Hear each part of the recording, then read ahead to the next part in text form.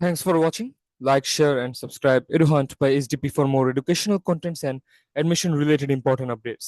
Thank you.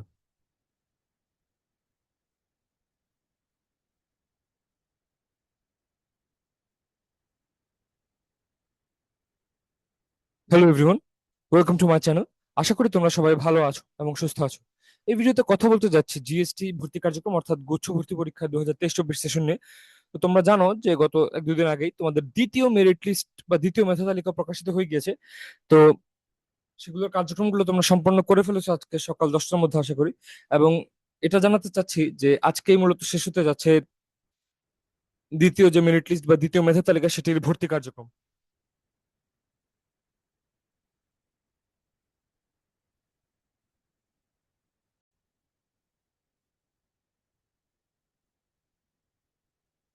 স্ক্রিনে তোমরা দেখতে পাচ্ছ যে লেখা আছে দ্বিতীয় পর্যায়ের প্রাথমিক ভর্তি আগামী 26 জুন 2024 থেকে আজকের 8 তারিখ অর্থাৎ 28শে জুন 2024 তারিখের মধ্যে সম্পন্ন করে ফেলতে হবে।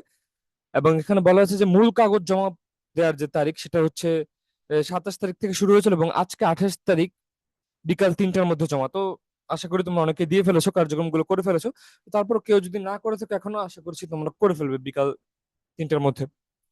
এছাড়া এই বিকাল 3টার মধ্যে তোমাদেরকে এসএসসি এবং এইচএসসি বা সমমান পরীক্ষার মূল নম্বর পত্র দিতে হবে আবেদনকারীর প্রাথমিক ভর্তিকৃত বিশ্ববিদ্যালয়।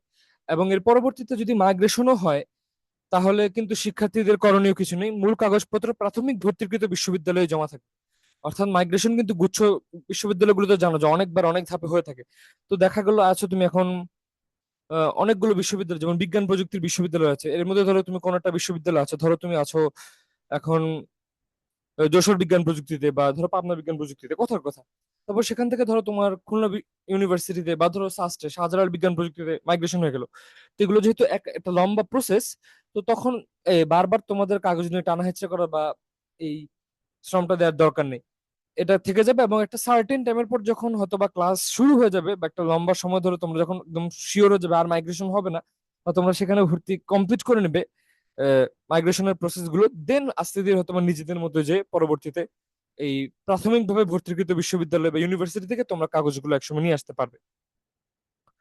আর পছন্দক্রমে অন্তর্ভুক্ত যে কোনো বিশ্ববিদ্যালয়ে আহ, প্রাথমিক ভর্তির জন্য প্রথমবার নির্বাচিত হওয়ার পরেও যদি ভর্তির কার্যক্রম সম্পন্ন না করে তাহলে কিন্তু জিএসটি ভুক্ত আর কোনো বিশ্ববিদ্যালয়ে ভর্তির জন্য তোমরা বিবেচিত হবে না, এমনকি কোটায় ভর্তির জন্য বিবেচিত হবে না।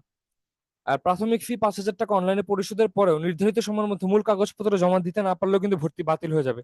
এবং পরবর্তীতে জিএসটি তে ভর্তির কোনো বিশ্ববিদ্যালয়ে ভর্তির জন্য তোমরা বিবেচিত হবে না বা এলিজিবল থাকবে না। আর কোনো আবেদনকারী যদি প্রাথমিক ভর্তি বাতিল করে দাও তাহলে পরবর্তীতে আবার জিএসটি কোনো বিশ্ববিদ্যালয়ে ভর্তির সুযোগ থাকবে না ওই সেশনে। আর আবেদনকারীর মেধাক্রম ও পছন্দক্রমের ভিত্তিতে বিশ্ববিদ্যালয় সংশ্লিষ্ট বিভাগসমূহে বা পছন্দক্রমে অন্তর্ভুক্ত মাইগ্রেশন প্রক্রিয়া স্বয়ংক্রিয় পদ্ধতিতে সম্পন্ন হবে। আর স্টপ অল মাইগ্রেশন সম্পন্ন করলে বর্তমানে ভর্তিকৃত বিভাগ ব্যতীত গুচ্ছের জন্য যে সকল বিশ্ববিদ্যালয় আছে বা প্রোগ্রাম আছে সেগুলোতে ভর্তির সুযোগ থাকবে না। এছাড়া স্টপ ইউনিভার্সিটি মাইগ্রেশন সম্পন্ন করলে বর্তমানে ভর্তিকৃত যে বিশ্ববিদ্যালয় রয়েছে সেটা বাদে অন্য কোনো বিশ্ববিদ্যালয়ে ভর্তি হতে পারবে না। কিন্তু যে বিশ্ববিদ্যালয়ে ভর্তি রয়েছে সেই বিশ্ববিদ্যালয়ের অধিকতর পছন্দের বা তার চেয়ে কম্পারেটিভলি বেটার বা তোমার পছন্দের প্রেফার্ড সাবজেক্টে মাইগ্রেশনের সুযোগটি বহাল থাকবে। আর এখানে তোমরা স্টুডেন্ট লগ ইন করে তোমাদের তথ্যগুলো দেখে নিতে পারো যদি এখনো ইনকেস দরকার হয়। এছাড়া আশা করি তার এই 28 তারিখে সম্পন্ন করে নেওয়ার কয়েকদিন পরেই হয়তোবা তৃতীয় মেধা তালিকাও প্রকাশিত হয়ে যাবে, কারণ যেহেতু গুচ্ছে বেশ কিছু মেরিট লিস্ট দেওয়া হয়ে থাকে। তো দেখাবো অন্য ভিডিওগুলোতে অ্যাডমিশন রিলেটেড জরুরি কিছু কথাবার্তা নিয়ে। তো অ্যাডমিশন বিষয়ক জরুরি আপডেট গুলো হোক বা একাডেমিক ভিডিওর জন্য আমার চ্যানেলটি তোমরা অবশ্যই সাবস্ক্রাইব করে রাখতে পারো। এছাড়া ব্যাচ 24 এর কাছেও যদি ভিডিওটি কোনো ক্রমে চলে গিয়ে থাকে, তোমরা তোমরা তোমাদের এইচএসসি পরীক্ষার প্রিপারেশন চালিয়ে যেতে থাকো। অনেক জায়গায় অথবা অনেক কিছু চলছে, অনেক অথবা পরীক্ষা পিছানোর সম্ভাবনা একদমই ক্ষীণ। এখন দুর্ভাগ্যজনক ভাবে এটি কিছু করার নেই। প্লাস অনেক জায়গায় যেখানে প্রাকৃতিক দুর্যোগ হয়েছে তাদের জন্য তো পরিস্থিতিটা আরো বেশি খারাপ। যাই হোক, আমি তোমরা চেষ্টা করো ভালো মতো এই প্রতিকূল অবস্থা চালিয়ে যাওয়ার, এবং যাতে ভালো কিছু হয় তোমাদের সবার সাথে, এটাই আমার ইচ্ছা থাকবে। এর বেশি তো আর কিছু বলারও নেই। দেখাবো অন্য কোনো ভিডিওতে। ততক্ষণের জন্য তোমরা সবাই ভালো থাকবে, সুস্থ থাকবে। ধন্যবাদ সবাইকে।